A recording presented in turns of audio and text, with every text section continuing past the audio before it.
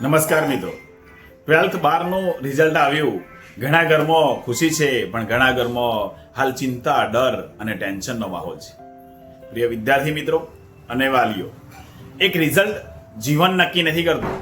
આજે ઘણા બાળકો માત્ર માર્ક્સ ઓછા આવ્યા એટલે પોતાને નકામા સમજવા લાગ્યા છે, અને ઘણા વાલીઓ ડરી ગયા છે કે બાળકના ફ્યુચરનું શું થશે. પણ સાચી વાત કહું, દરેક બાળક ડોક્ટર કે એન્જિનિયર બનવા માટે નથી જન્મતું. કેટલાક બિઝનેસમાં આગળ વધશે, કેટલાક ટેકનોલોજીમાં આગળ વધશે, કેટલાક ક્રિએટિવિટી ફિલ્ડમાં આગળ વધશે અને સ્કિલ આધારિત બહુ મોટી સફળતા મેળવશે. આજે દુનિયામાં ડિગ્રી કરતો સ્કિલ વધારે મહત્વની બની ગઈ છે.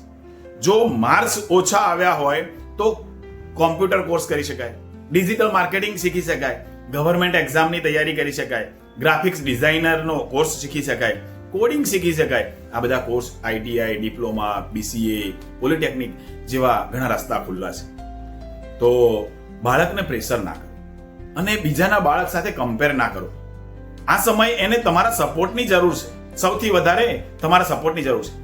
એક ખરાબ રિઝલ્ટ બાળકને ક્યારેય આગળ જતો રોકી શકતું નથી. બાળકને સમજાવો કે જીવનમાં માર્ક્સ કરતો હિંમત મોટી છે. માર્કશીટ માત્ર એક કાગળ છે, બાળકની કિંમત નથી. તમારું બાળક કદાચ પુસ્તકમાં એવરેજ હોઈ શકે, પણ જીવનમાં એક્સ્ટ્રા ઓર્ડિનરી બની શકે. Keep smile. Thank you.